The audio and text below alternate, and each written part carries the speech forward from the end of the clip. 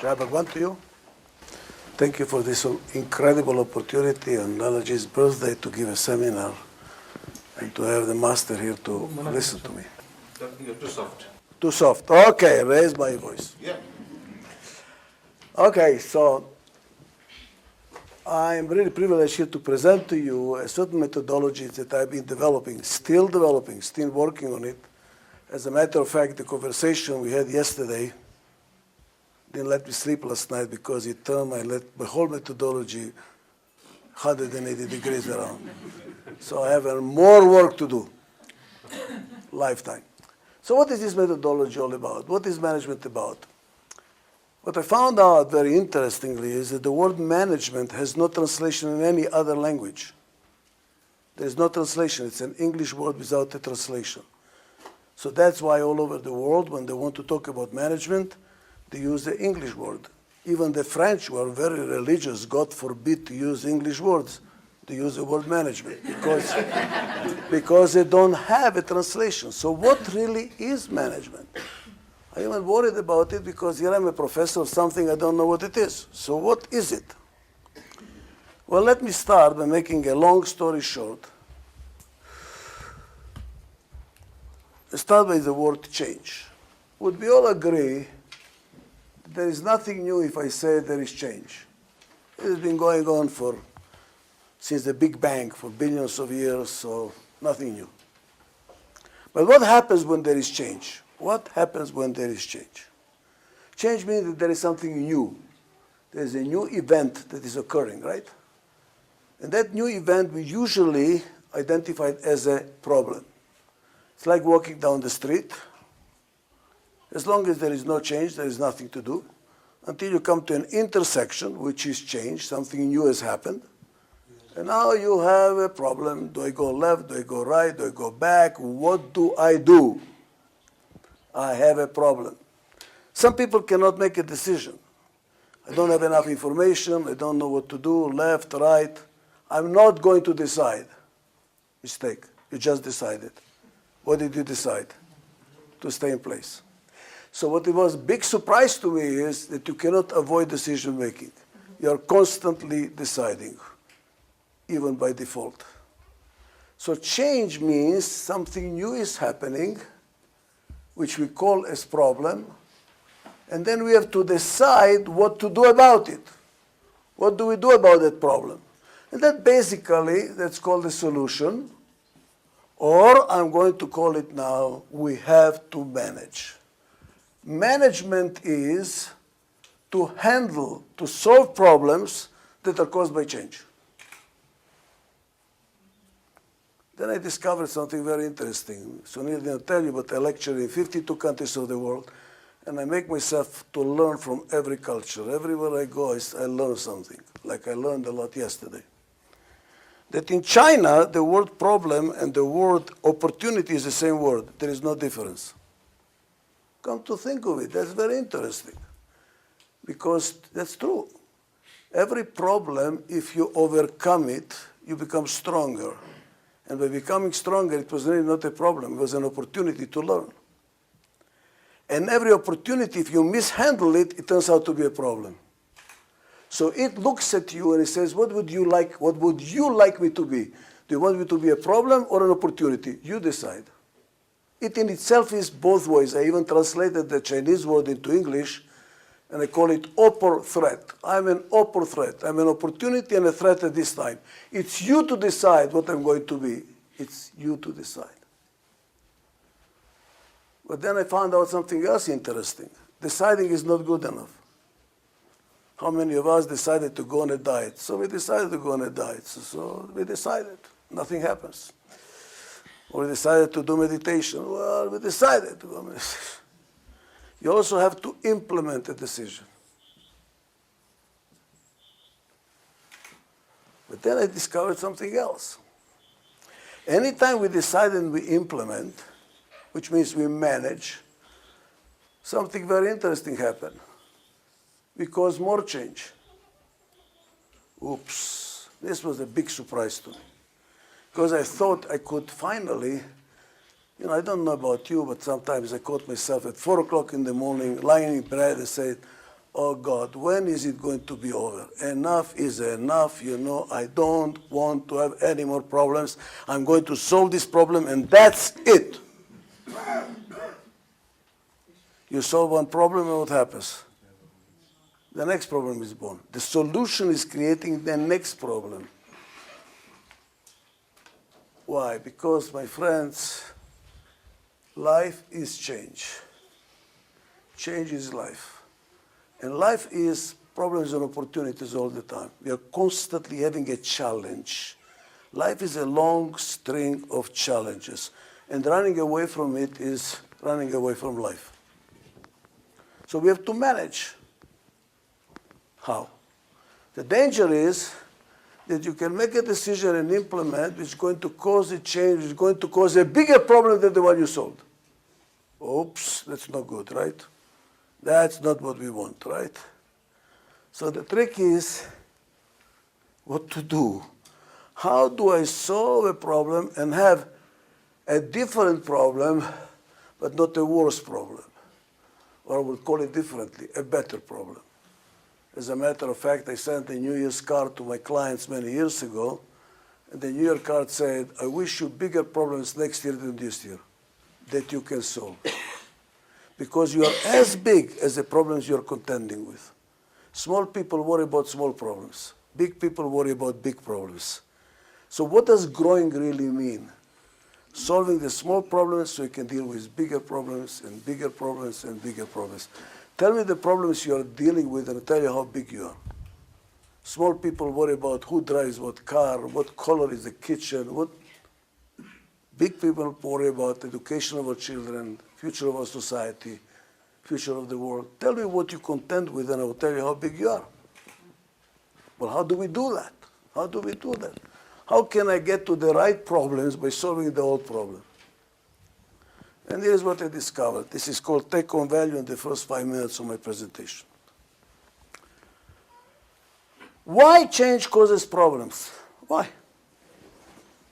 And as a matter of fact, what we are discovering now is that change is accelerating. If our grandparents made decisions, strategic problem solving once in a lifetime, and our parents made strategic decisions every, 10, 15, 20 years, we are making strategic decisions every 3 years, and I look at our children and I say, poor kids, these kids are going to make strategic decisions every year or every 6 months. This is called stress. Change is accelerating. Problems are attacking us fast, or opportunities, never mind, issues are attacking us faster and faster and faster. What to do? What to do? Here's what I discovered.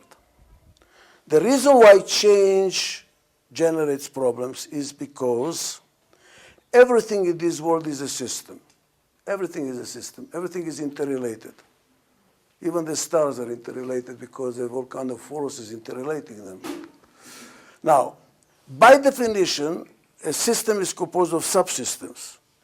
And subsystems of subsystems. It's like those Russian babushkas. You open it, there is another babushka and another one and another one and another one. Everything is interrelated. For instance, you as a person, every one of us, also have subsystems. So a doctor will tell you there are so many subsystems, this respiratory subsystem, the nervous subsystem. Well, I will give you my way of looking at subsystems. There is you physically, there is you emotionally, there is you intellectually, and you spiritually. The same thing in a company, an organization. There is a financial side and the transformation side and the human resources side and the client interface side. It's all subsystems. Now, what I found out is that when there is change, the subsystems do not change together in synchronicity. Some change faster than others. Take a human being. Physically, maybe he's 40 years old because he was born 40 years ago. And doctor will say, for a 40-year-old, you look pretty good. It's okay, you're 40-year-old. While you're 40 years physically, you might be intellectually 70 years old. With a lot of education, travel, good mind. They say, wow, this person is much wiser for his age or her age. This is an old soul. So you're 70 years intellectually, 40s physically, but emotionally you could still be a teenager, and that's why your spouse will tell you, when are you going to grow up enough with the stupidities that you're doing? You know, enough is enough. And spiritually, maybe you're not born yet. So that creates gaps. The gaps are manifested in what we call problems. So whenever there is change, what happens? Disintegration. And the faster is the rate of change, the faster we fall apart. So let me make a very strong statement, which is kind of a little bit arrogant, but I believe in it. All problems, by definition, come from disintegration. If you have a problem with your car, it does not start. Something is falling apart. If you have problems in your marriage, something is falling apart. If you have a problem physically, something is falling apart. If you have a problem psychologically, something is falling apart. If your pipes are not working in your house, something is falling apart. Every crime for me is a manifestation of social, economic, political, or emotional disintegration. Everything is from disintegration. That's why, in all languages, when somebody worries about somebody, what do you say? This guy is falling apart. This guy is coming unglued. This family is falling apart. This country is falling apart. And when we are impressed with somebody, what do we say? This guy has it all together. This family has it all together. This country has it all together. Did you hear that? So, disintegration is what causes problems, and disintegration comes from change. And the faster is a change, the faster we are falling apart. Look at developed countries, high rate of people going to the psychologist. Why? Doctor, what the hell is going on? What should I do? I don't know what to do, what is right, what is wrong. Falling apart. So if disintegration is the cause of all problems, what is a therapy? What is a medicine? Integration. By the way, that's what brings me to meditation. Integration. Because we are like the space syndrome, expanding on the margin, falling apart in the center. So get back to the center. Twice a day at least, work together, because we are falling apart. But it's not only true for a person, it's also true for organizations. It's also true for society. This is a universal phenomenon. I don't see a difference between an individual, organization, a company on Earth. Earth is falling apart. How do we do that? Now, here is, I think, repercussions, because the master asked me, okay, what does it mean for the mission? So it's not just a lecture. Now, whatever I'm going to tell you is, please, I'm not a consultant. They call me a consultant, but I'm not a consultant. Consultants think that they know better than the patient. I'm not a consultant. I'm really an organizational healer. I bring companies together, make them stronger. But it's not a commercially viable name. I'm an organizational healer. Nobody will hire me, so we call ourselves consultants. You know? But I'm not a consultant. So what the difference is that I don't claim I know better than my client. Never. As a matter of fact, every treatment we do to a company, I ask around, how long have you been at the company? We add all the numbers together and say, who knows more about this company? You that have a cumulative 258 years of experience, or I who have 25 minutes of experience? Obviously you. So whatever I'm going to give, what I think the mission can do as I apply the principles I'm lecturing about, it is not a recommendation, it's not a consulting, it's just an example of how it could be applied, an example. But it's for you to then say how you can use the tool, or you don't use the tool, or whatever. For instance, I said integration is a sign of health. Excellent. And yesterday, or was it the day before yesterday, the master talked about brotherhood, right? It immediately perked my mind. I said, brotherhood, aha, integration. Very good. But I don't think we are integrated enough. Not integrated enough. Why? Because coming to a satsang and meditating together and then going apart It's like being brothers who never talk to each other, but they eat together. I mean, that's not enough, right? So I would say one of the things that application of this will be, how do we increase the brotherhood and the sisterhood of the mission? How do we increase that? But in order to increase that, there must be a purpose.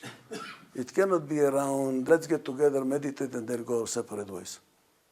So I was asking last night, I didn't sleep last night, I was thinking, what does it mean? What does it mean? What is the purpose of Sahaj Marg?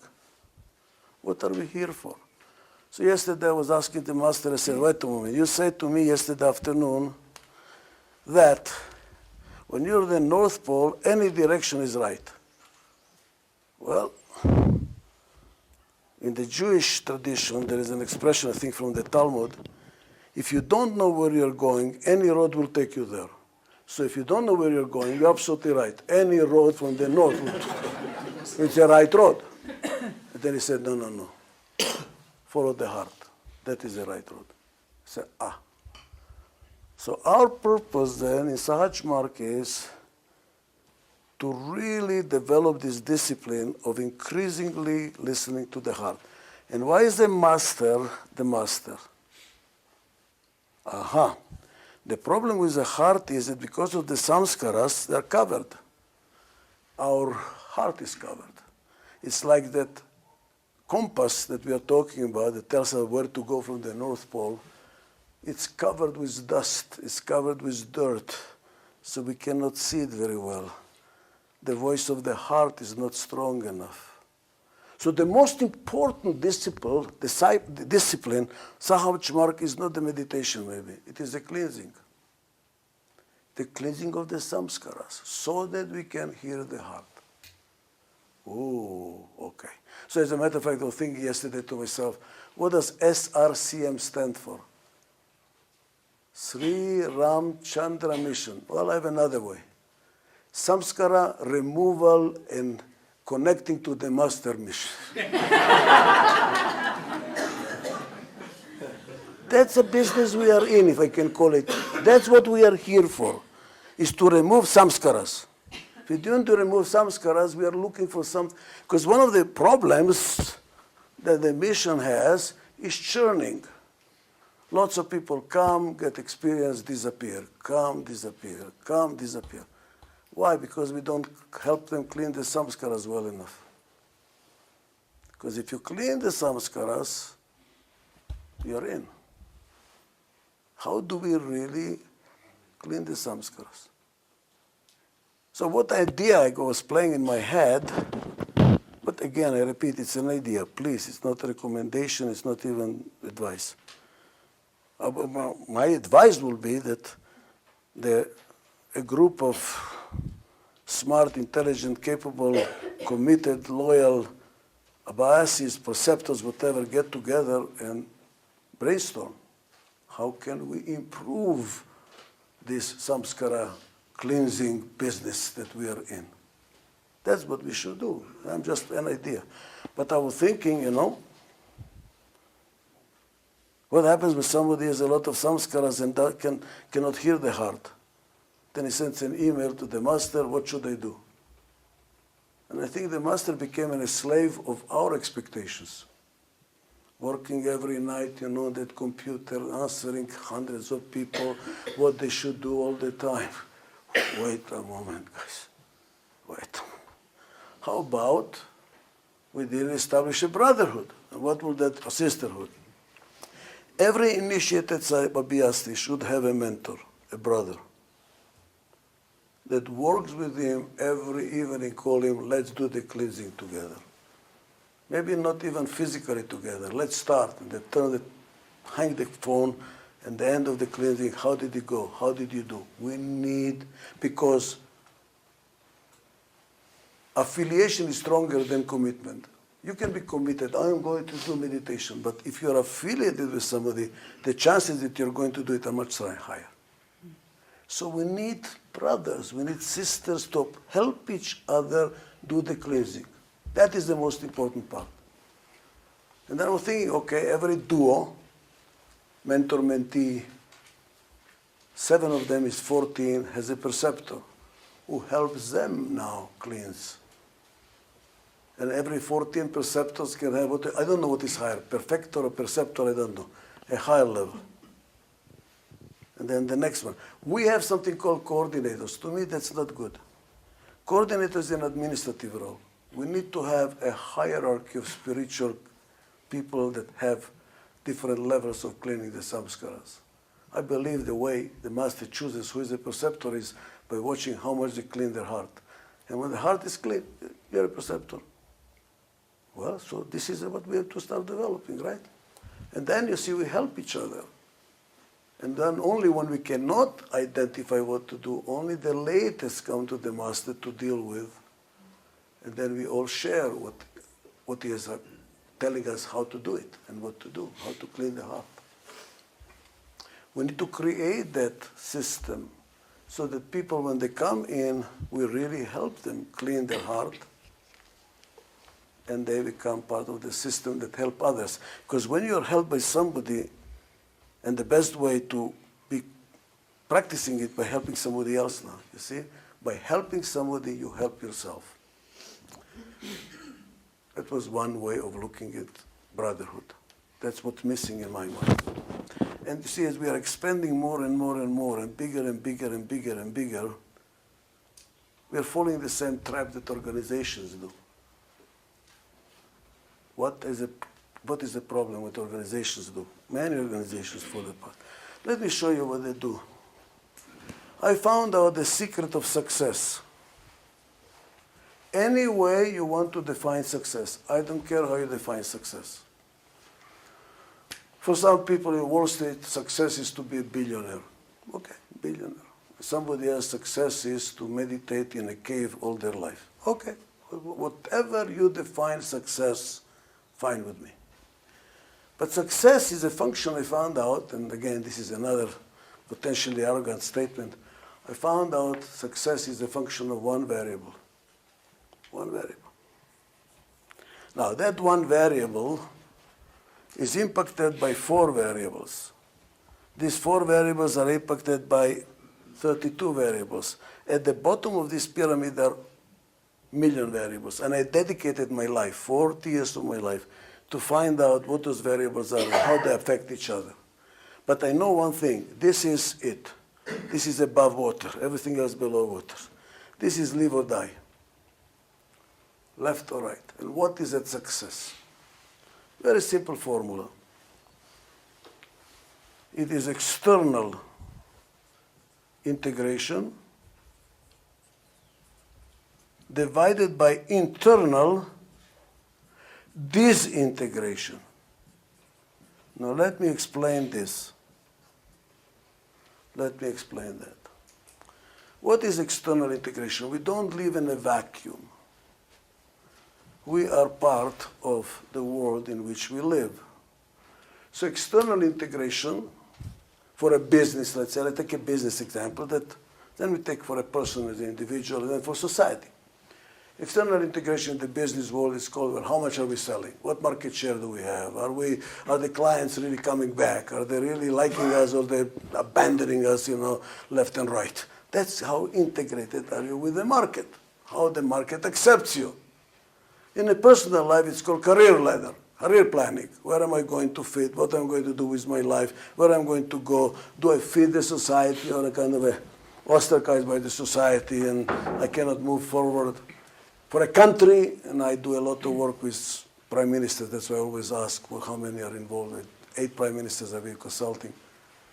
For a country, it is called industrial policy or economic policy. How do we fit the world? What is our economic policy, our export, import? Are we part of the world, or are we isolated? That's external integration.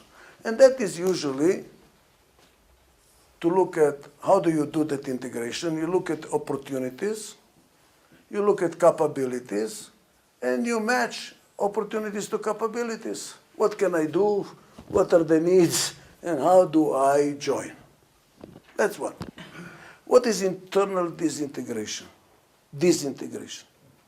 In an organization, we talk about organization, talk about individual later on, and society and mind.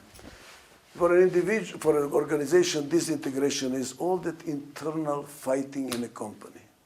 All the backstabbing, all the rumors, distrust, disrespect, you don't know what to do, you cannot turn your back, it's falling apart.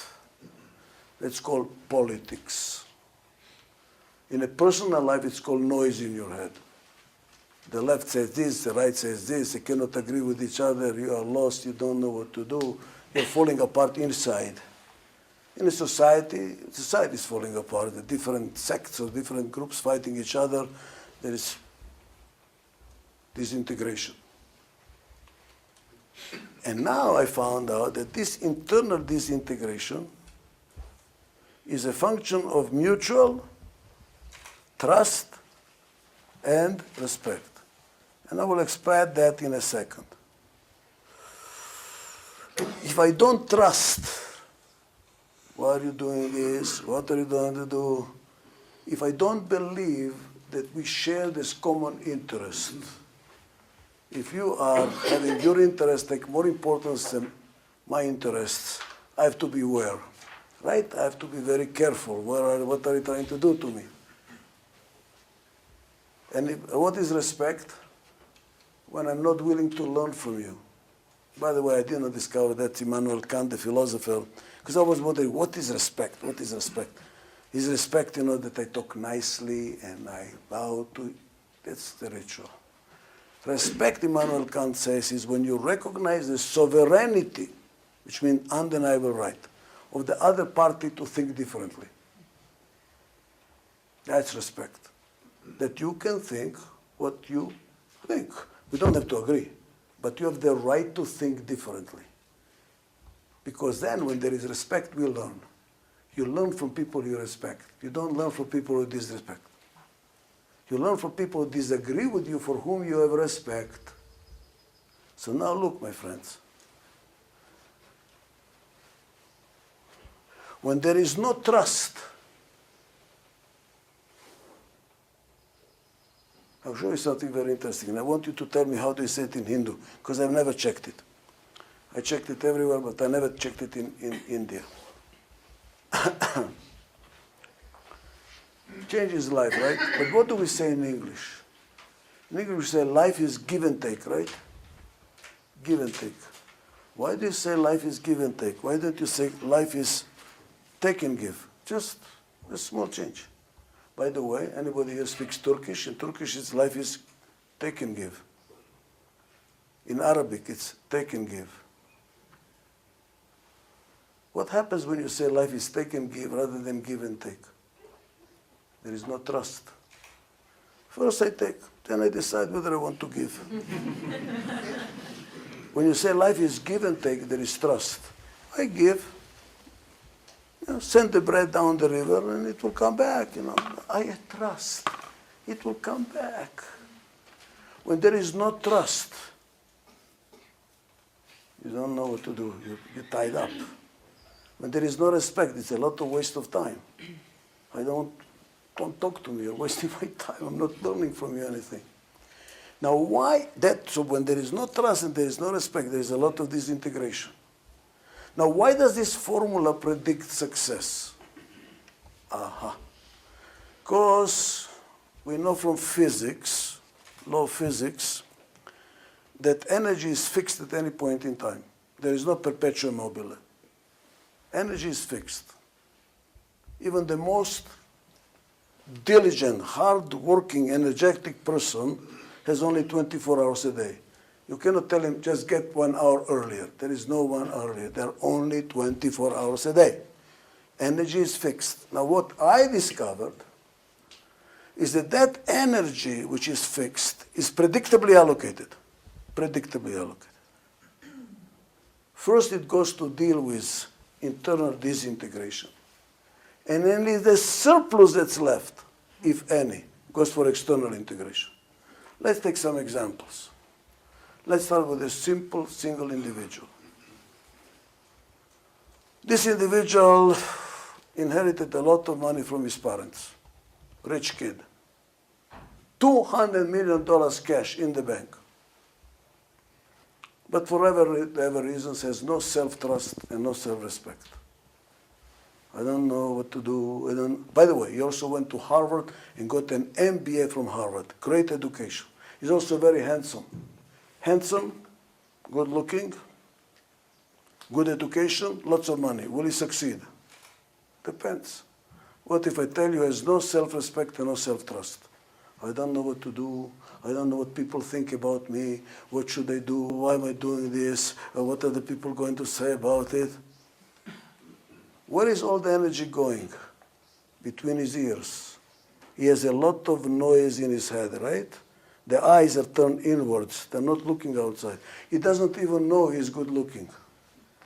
And all that money that is in the bank, Yadna Mumaika, as they say in Serbian, right? Poor is the mother who gave him birth. He's going to waste it in no time. All that money is going away. Why?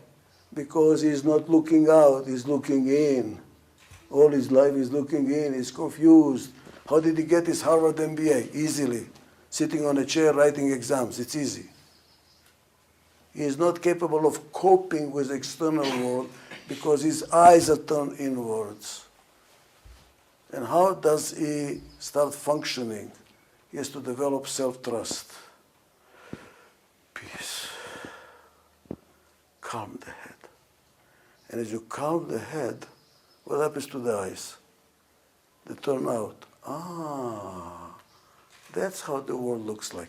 That's why you see when people meditate, I found out something very interesting. They see the world better. They can see very far. Why? Because they're calm. When you have noise in your head, you see nothing. You're too busy looking inside. Your head is working all the time. When you calm your head, I can see what's going on. That's why the master can see more than anybody else, because he's the calmest the most. The heart is the cleanest. He can see.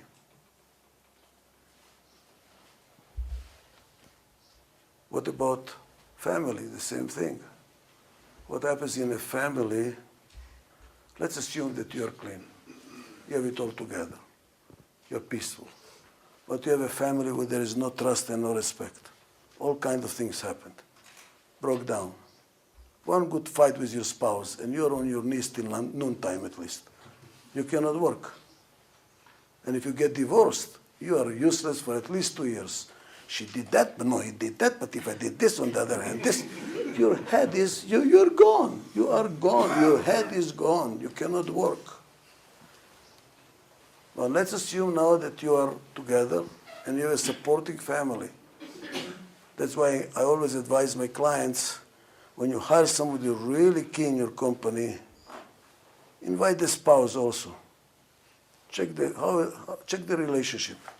Because if the relationship are not good, if they don't have a supportive family, this person is not working for you full time. He cannot. She cannot. Their head is somewhere else. So let's assume you have a supporting family. Trust and respect, family united, you go to work full with energy. But now, marketing against sales, sales against accounting, accounting usually against everybody in the company, the whole thing is a mess. When a client arrives, what do we say? Come tomorrow. I am exhausted today, right? I've seen companies that have everything, guys. They have technology, they have money, they have a market, cannot move. Why? They're stuck inside. Because you see, we have one face and one back. If you want to face the external world, you must be willing to turn your back to the company. If you are scared on the company, you turn around to see that nobody stabs you, what are you turning to? You're back to the world. So what is the danger? And same thing happens for a country. I ask, I was born in Yugoslavia, and the master knows Yugoslavia for years back. Why did Yugoslavia fall apart? I love that country. It brings tears to my eyes that it fell apart. Why did Yugoslavia fall apart and Switzerland did not? Switzerland had the worst condition than Yugoslavia.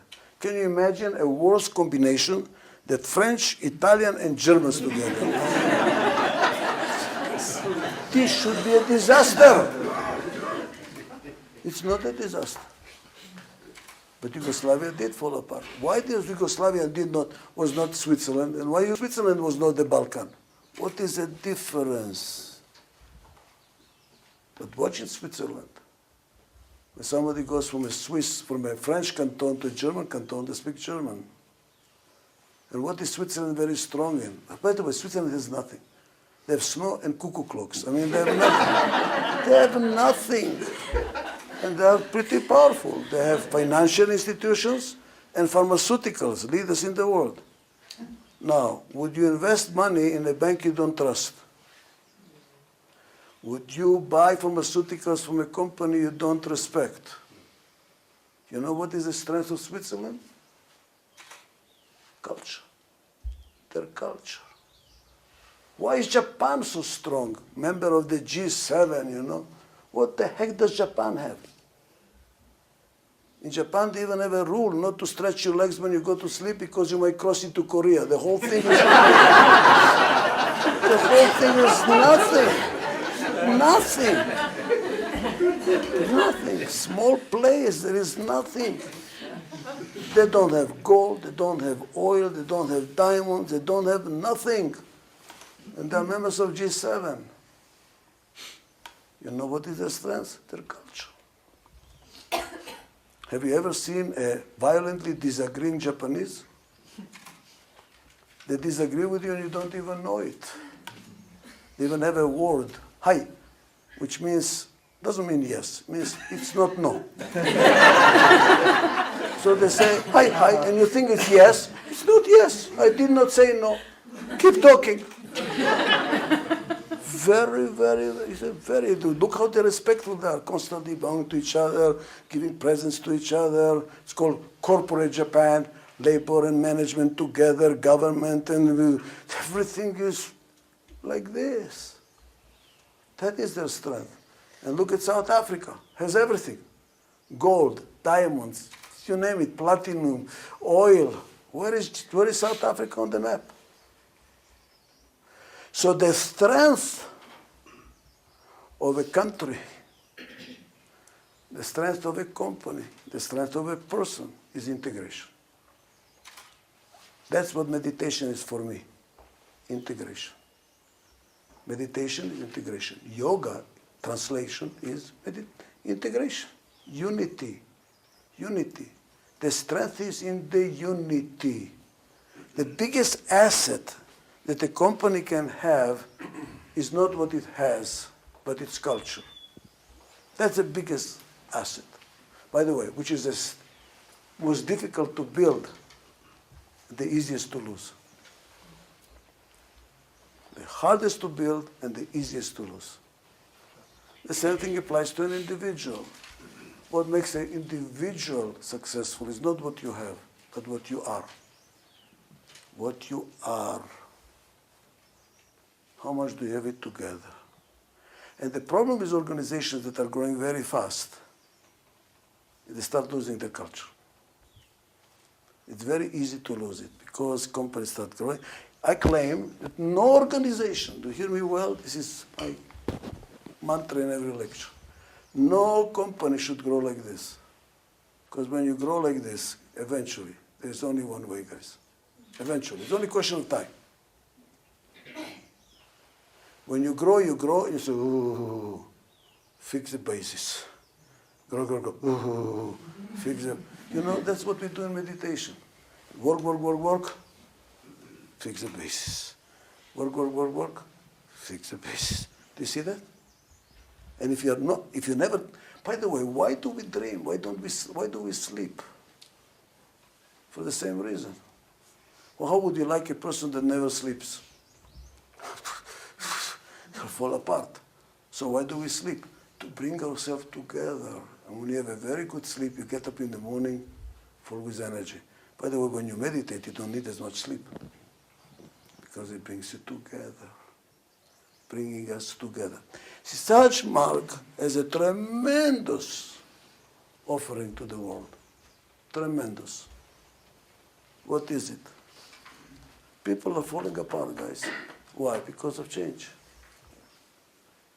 People come to Sahaj Marg because they have problems caused by change and they're looking for a solution. Give me peace. Give me peace. If I meditate, will I find peace? Where do I find peace? And we have what to offer. And I tried, by the way, 6 different meditations before I go to Sahaj Marg. I tried TM, I tried whatever. None of them gave it to me. Because they were all focused on this, or physiological. Focus on your nose, focus on a candle, focus on this, focus on that. Until Sunil told me, no, we focus on the heart. I said, I'm in. Because this is real now, guys. This is real, you see? Why is it real? Because everything starts from here. Everything starts from here. We are too busy here.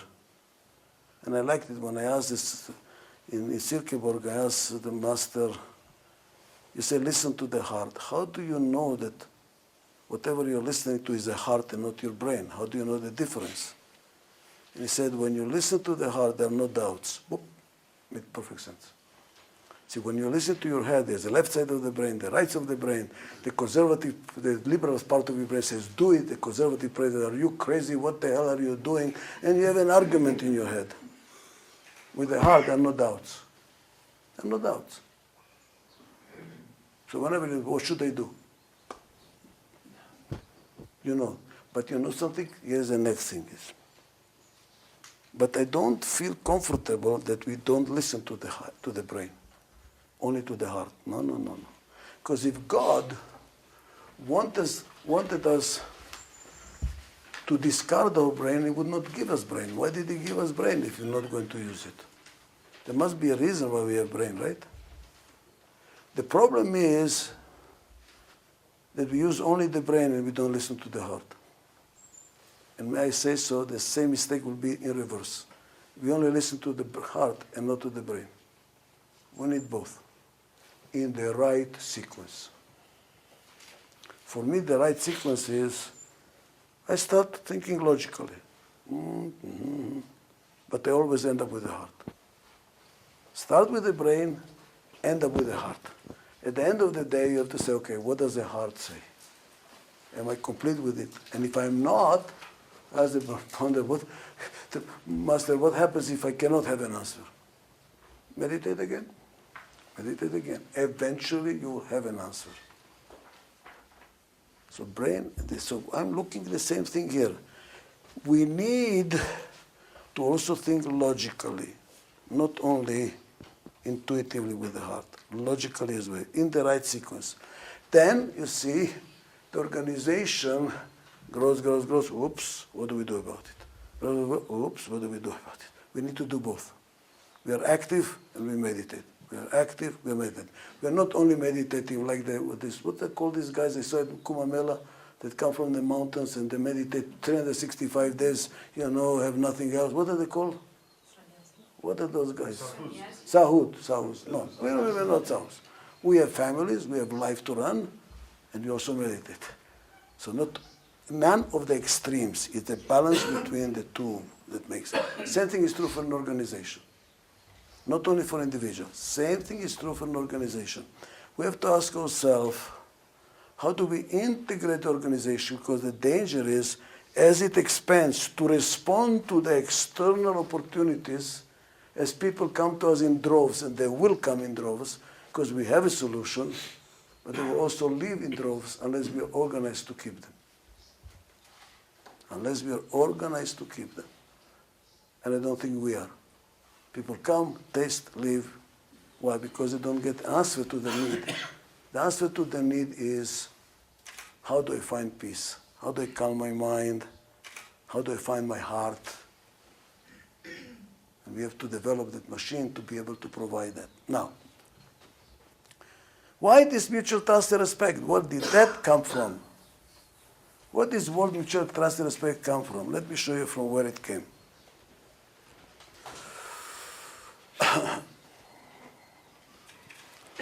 I discovered something very interesting. That these two factors, decide and implement, and by the way, if anybody here is an MBA student, and I lecture to so many universities, and all of them I tell them, you're doing a lousy job, universities. As a matter of fact, I quit my tenure at the university because of this. I gave up my professorship. I said, I am leaving.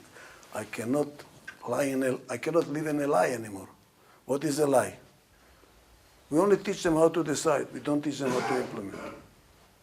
So we teach marketing, we teach human resources, we teach finance, we teach strategic planning. We teach them how to decide, how to implement, not one word, not one course. So all these MBAs, when they go to the real world, they're dangerous like hell because they only know how to decide. They make a mess the first 2 years until they learn a little bit of, of humility. What is a mistake? The mistake is to assume that if we make a good decision, it will be implemented. All you have to do is make a good decision, that's it. Is it? How many times we made a good decision and nothing happened? Nothing happened. And how many times we made a bad decision and implemented it instantly? Whether it is smoking or doing all kinds of things you're not supposed to do. Oops, they are not related. Hear me well now. They are not related. As a matter of fact, I found out something very interesting. The factors that will make you make a good decision, that will cause you to make a good decision and not a bad decision, this is going to be complicated only for the 5 minutes, and I'm going to explain it. The factors that make you make a good decision are the factors that are going to undermine your implementation.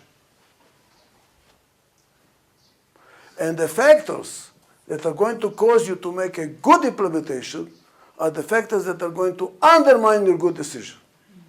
Which means to make good decisions and implement them is not that easy. That's why we have so much difficulties. We make a decision, nothing happens. The bad things happen. What the hell is going on? Why can't I make a good decision and implement it? Let me tell you why. By using an analogy from political science.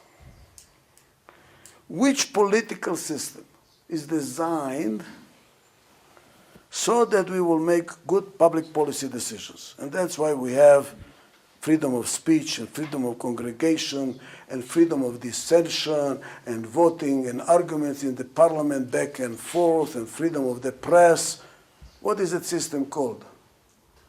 Democracy. Now, do you realize democracy is based on the legitimacy of dissension, which makes implementation very difficult. Obama, try to implement it in a democracy. Very difficult. Try to run your family democratic way and you will see what happens. Right? Everybody has an opinion. It's good for decision making because we have opinions. Try to implement. Very difficult. And what is a political system that makes implementation doable? Do it or otherwise Siberia kill you, that's it, no discussion. What is it called? Dictatorship. Any dictatorship. Fascism, communism, communism, I don't care what. Dictatorship. Implementation is wonderful. But in order to have efficient implementation, no dissension, no discussion, no freedom of the press, and what happens? Eventually they make a bad decision. Throughout history, dictators eventually destroy their country. Eventually. Why? Because increasingly they work in a vacuum. And nobody dares to tell them anything, so they make decisions in a vacuum and eventually take the country down. So what is good management, my friends? It's democracy in decision making, dictatorship in implementation. I call it democratship. Easier said than done. Easier said than done. Why? Where does the line stop? When do we stop democracy and start dictatorship? When enough is enough, that's it.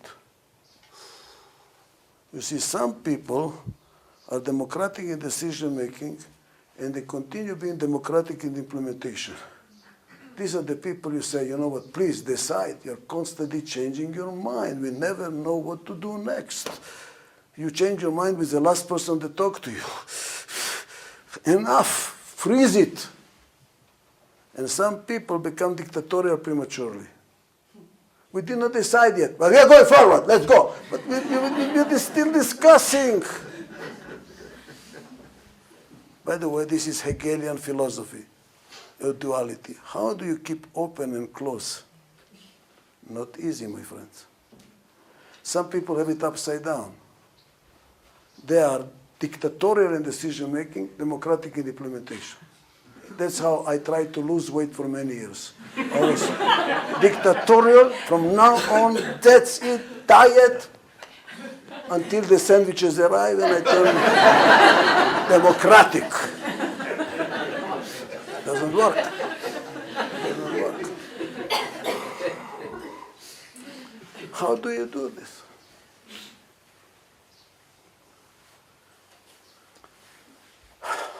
Sahaj Mar comes into it. Keep open mind until your heart speaks. Stick to it. Do you see that? Stick to it. Heart has spoken. No more discussion. I'm going forward. See the beauty of it? That's why I'm telling you. I don't want to negate the brain. Let it talk. Enough. The heart has spoken. Enough. Who is the referee in our head, by the way, when we have arguments? The heart. The heart listens to both parties. Okay, that's it. It's like the parent, that's the unifying force.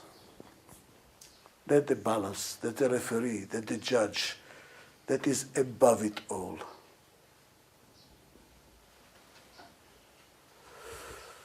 What happens when we have differences of opinion?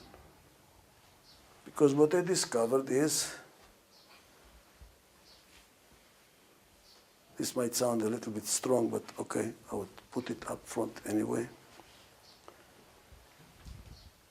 Nobody is perfect. Nobody is perfect. Even God, in my book, is not perfect. Because in the Old Testament, he got upset with the people that were not righteous. He brought the flood, killed everybody except Noah. He said, that's it, kill everybody. Killed everybody, guys. 40 days of rain killed everybody. And after 40 days of rain, he said, you know what, this is not going to work. He admitted he made a mistake. This is not going to work. I cannot kill them every few generations. I have no control. He has no control over us. If he had control over us, we will all be Mother Teresa's, you know. We are not. Right? We have a choice. You know why? Because God cannot make us righteous. So what happened? When it starts the rain, now listen to this. God is forgetful. He says, you know they're not to forget? He brings the rainbow to remind him to stop the flood. God admits he made a mistake, and he admits he's forgetful. He admits he cannot make us righteous. Even God is not perfect. So who are we human beings? I'm the manager. I know everything. I'm always right. I tell you what to do. Oops. What makes a good company, I found out, is a complementary team.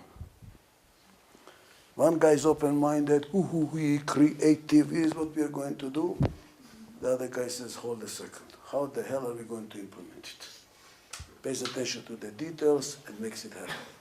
By the way, I'm not telling you anything you don't know. Look at whom did you marry. You married your complementary team. You married a complementary team. As a matter of fact, you fell in love with your own weaknesses that the other party has as a strength. That's why when we introduce our wife, what do we say? May I introduce you to my better half. What the hell, better half? And she says, no. May I introduce you to my better half? Because we are better to each other. And we complement each other. That's why it's very difficult to raise a child, single parent. If you're a single parent and let's say a woman raising a child, you said from time to time, you said, this kid needs a man in the house. I can't be a man and a woman at the same time. Female energy and a male energy, yin yang, I cannot. If you're a man raising a child, he says, this kid needs a mother. I cannot do it both. We need the yin yang energies. We need the female and the male energies working together. And for me, raising a company is like raising children. You need a complementary team. We need each other working together, building the company. I'm the imaginary. I see the horizon. I see what the opportunities are. And you see the barriers, the problems. You say, wait a moment, now what? How do we go about it? Like in a marriage. But what happens when you have a complementary team? By definition, what happens? There's going to be conflict. We think differently. We think differently. We are different. We got married because we are different, and we are ready to get divorced because we are different.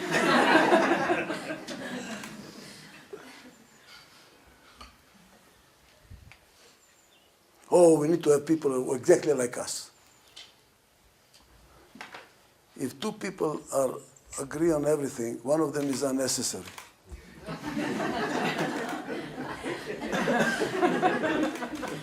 And Zen Buddhism says something else very interesting. If all people think alike, none of them is thinking too hard. See, Jewish people are considered to be very smart, very, very smart. You know why they're very smart? Because they never agree with each other. They never agree. You say, it's evening. He says, no, it's already night. They will never agree no matter what you say. They constantly argue with you, and you have to be thinking all the time. You're on your toes all the time. Very hard way to live, but boy, it makes you sharp. You better be sharp. There is conflict. There is another source of conflict from the implementation side. What do you need in order to have implementation? Here you need diversity of styles. To make good decisions, you need diversity of styles. That's what democracy is about. Differences of opinion, conservative, liberal, whatever. They argue, and make better decisions. What do we need to implement a decision? You don't need diversity. You need commonality. Common interests. When we have common interests, we go forward. When we don't have common interest, it's going to be a little bit more difficult. This goes with the jokes you will remember. Well, this is not a good joke for a vegetarian country, but anyway, it's a joke. A pig and a chicken were very good friends for a very long time. And the chicken came to the pig and says, I have a great idea how to make money. We are going to make a killing. There is a need in the market that we jointly can complementary together produce an unbelievable product. And the pig says, what idea? What idea? Tell me what idea. I'm dying to hear. And the chicken said, we should open a restaurant to serve American breakfast of ham and eggs. And the pig said, wait. I'm not so sure I like the idea. What's a mere contribution for you is a total commitment for me. In other words, the idea was good, by the way. There is a market, but there is no common interest. Why do you want me to cooperate? Some people, psychologists always talk about, we need to create a climate of win-win. For some people, win-win means they win twice, you get nothing. That's not win-win. You want common interest. I need you. What is in it for you to cooperate so we implement a decision? If there is no common interest, I'm not going to cooperate. Now I have a bad news for you. The bad news here was that there is no perfect executive. There is no perfect leader. And that's where I departed from management theory, traditional management theory. I said, they're doing, and if you're from Harvard, you're really bad because they really become very arrogant. I'm Harvard. Stupid like a brick, but he's coming from Harvard. Good manager is that knows his limitations. For me, a good manager, a good leader is one who has, what is it called? I lost the word. I was going to say it, come in. He's not arrogant, the opposite of arrogance. Humility. Humble. Humbleness.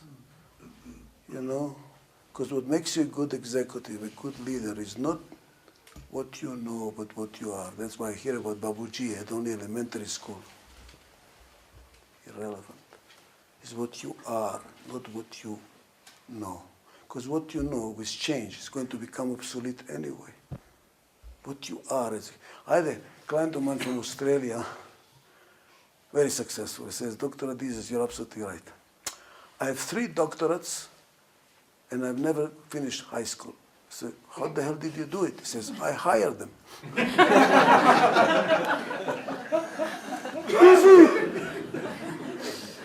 Knowledge, you buy. To be, that's a different story. That's a different story, to be. So here,